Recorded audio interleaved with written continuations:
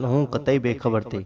شہید مسلم رضی اللہ تعالیٰ عنہ کے کوفہ پہنچتے ہی کوفہ والوں نے بہتر عقیدت کا اثر لے کر جو خط لکھا تھا اس کو پڑھ کر اور کوفہ والوں کے بار بار کہنے پر جو وعدہ کر چکے تھے اس کے لحاظ سے میں بال بچوں کے روانگی کا ارادہ کیا۔ عبداللہ بن عباس رضی اللہ تعالیٰ عنہ، عبداللہ بن زبیر رضی اللہ تعالیٰ عنہ کو خبر ہوئی تو یہ لوگ آئے اور کہا، کیا آپ غضب کرتے ہیں؟ کوفیوں کے وعدے اعتبار کے قابل نہیں، آپ دیکھ چکے انہوں نے آپ کے باپ اور بھائی کے ساتھ کیا سلوک کیا۔ حضرت علی رضی اللہ تعالیٰ عنہ اور حضرت امام حسن رضی اللہ تعالیٰ عنہ کی شہادت میں ان کی شرکت تھی۔ اب اس وقت ان کے خطوں اور پیاموں پر اعتبار کرنا درست نہیں ہے۔ اس بات چیت کا نتیجہ کچھ نہ نکلا۔ حضرت امام حسین رضی اللہ تعالیٰ عنہ کے ارادے کو ان میں سے کوئی شخص نہ ڈگا سکا۔ آپ نے فرمایا، مجھے ایک حدیث یاد ہے اور ڈر ہے کہ کہیں اس حدیث کے موافق کعبہ کی بے حرمتی میری وجہ سے نہ ہو جائے، اس سے بچنے کے واسطے مجھے تکلیف اٹھانا منظور ہے۔ عمرو بن سعد حاکم مکہ نے بھی آ کر سمجھایا، لیکن ہر کوشش بیکار اور اصرار بیکار ثابت ہوا۔ مجبور ہو کر عبداللہ بن زبیر رضی اللہ تعالیٰ عنہ اور عبداللہ بن عباس رضی اللہ تعالیٰ عنہ نے کہا، اگر آپ نہیں مانتے تو بال بچوں کو ساتھ نہ لیجیے اور خود جا کر کوفہ والوں کے وعدوں کا ترجمہ کر لیجیے۔ اب اس کو تقدیر کا لکھا سمجھ لینا چاہیے یا اتفاق کہ حسین اس رائے کو مان نہ سکے، اور کہا، میں زندگی کے آخری دنوں میں بال بچوں سے جدا نہیں ہو سکتا۔ مختصر یہ کہ 150 کے قریب اعتقاد رکھنے والوں کی حیثیت سے اور 70 کے قریب ناطے رشتہ دار، یہ 200 کا قافلہ مکہ معظمہ سے کوفہ کے واسطے تیار ہوا۔ عید کا چاند نکل چکا تھا، اسلامی دنیا عید کی تیاری میں لگ گئی۔ ذی الحجہ کے مہینے کی پہلی رات کا بڑا حصہ ختم ہو چکا، ابھی رات کا گریبان پوری طرح چاک نہ ہوا تھا اور رات کی کالی زلف لہرا لہرا کر آگے بڑھ رہی تھی کہ رسول اللہ صلی اللہ علیہ وسلم کے کندھے پر سوار ہونے والے خاموشی کے ساتھ خدا کے گھر میں داخل ہوا، 2 نفل پڑے اور سجدے میں گر کر اونچی آواز میں عرض کیا، معبود حقیقی، اس وقت جبکہ عید الاضحیٰ سر پر ہے اور دنیا کے مسلمان حج کے واسطے تیرے گھر میں حاضر ہو رہے ہیں، حسین رضی اللہ تعالیٰ عنہ تیرے گھر سے رخصت ہوتا ہے۔ آج وہ در و دیوار جن میں عمر کا ایک بڑا حصہ گزرا تھا بچھڑتے ہیں، اور جہاں رات و دن تیری رحمت نازل ہوتی تھی آنکھ سے اوجھل ہے۔ میں اپنے نانا اور تیرے محبوب کے ارشاد کی تعمیل میں کہ مکہ میں خون بہایا جائے گا اور خانہ خدا کی بے حرمتی ہوگی، تیرا گھر چھوڑتا ہوں۔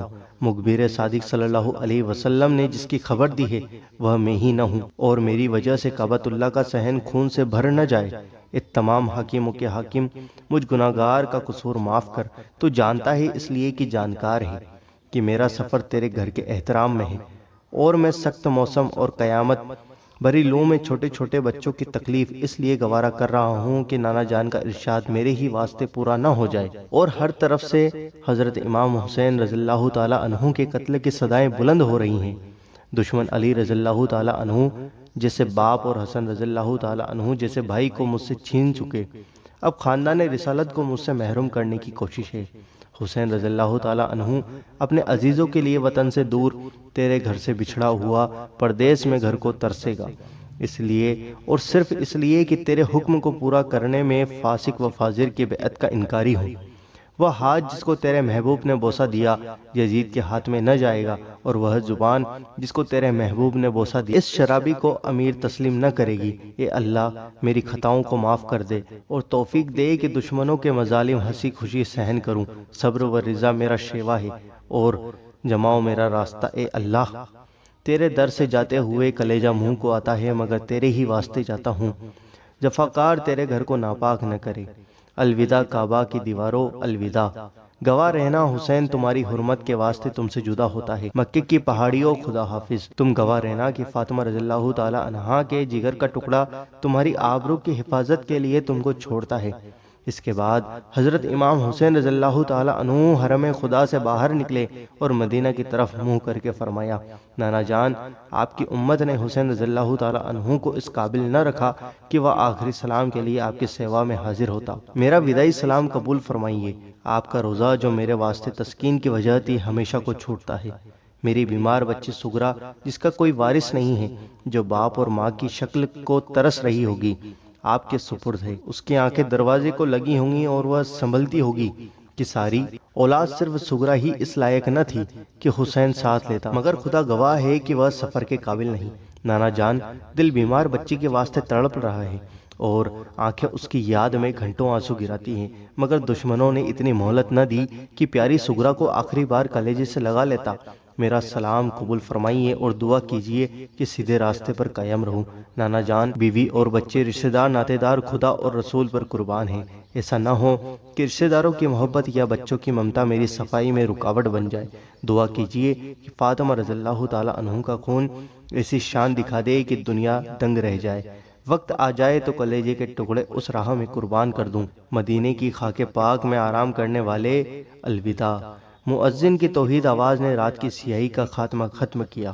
امام حسین رضی اللہ تعالی عنہ فجر کی نماز خانہ کعبہ میں ادا کرنے کے بعد گھر میں تشریف لائے اور خانگی کا اہتمام شروع کیا اور سیدوں کا یہ قافلہ روانہ ہو گیا۔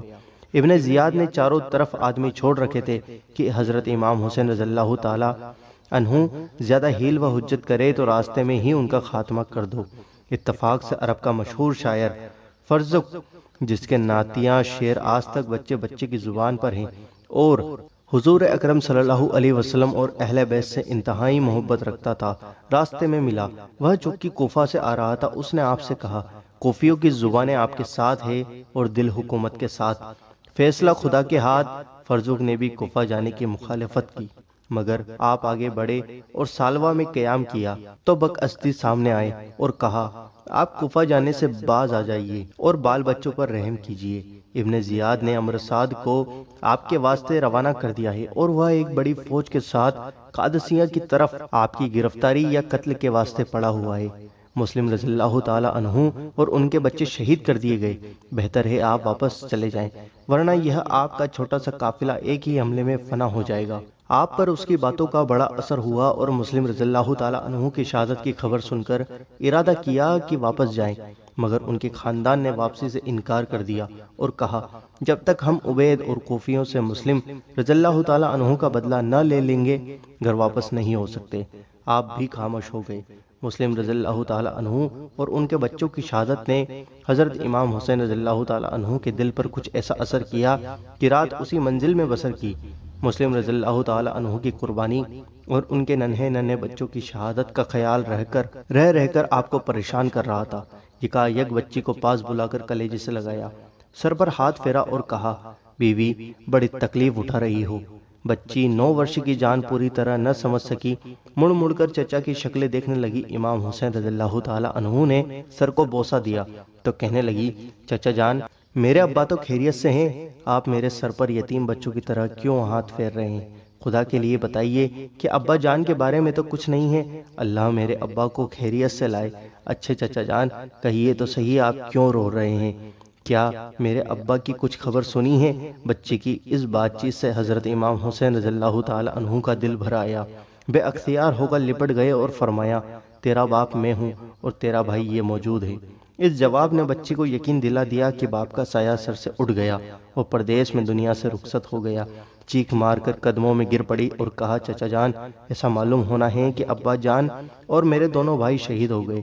حضرت امام حسین رضی اللہ تعالی عنہ نے گود میں لے کر فرمایا، بیوی، تمہارے باپ خاندان کا حق ادا کر گئے اور بھائی حسن رضی اللہ تعالی عنہ کے بعد سگے بھائی کی محبت یاد دلائی، اور اس سفر میں حسین رضی اللہ تعالی عنہ کو اکیلا چھوڑ کر نانا جان کے پاس پہنچ گئی۔ انہوں نے دنیا کو دکھا دیا کہ دین کے معاملے میں جان کوئی چیز نہیں۔ ہمارے قافلے کی امیدیں ان کے دم سے تھی اور انہی کے بھروسے پر مکہ سے روانہ ہوا تھا۔ خدا کو جو منظور تھا وہ ہوا۔ اگلی ویڈیو کے اندر ہم حضرت امام حسین رضی اللہ تعالی عنہ اور حضرت حر رضی اللہ تعالی عنہ کی بات چیت بتائیں گے۔ دوستو، چینل کو سبسکرائب کریں اور بیل آئیکن دبائیں تاکہ آپ کو ہر ویڈیو کا نوٹیفیکیشن پہنچ جائے اور کربلا کی پوری داستان ہم آپ کو سنائیں گے۔ دوستو، ویڈیو کو دل سے لائک کرو اور دل کھول کر شیئر کرو اور ہر ایک مسلمان تک یہ ویڈیو پہنچاؤ کہ اسلام کو پھیلانے میں کتنی مشقت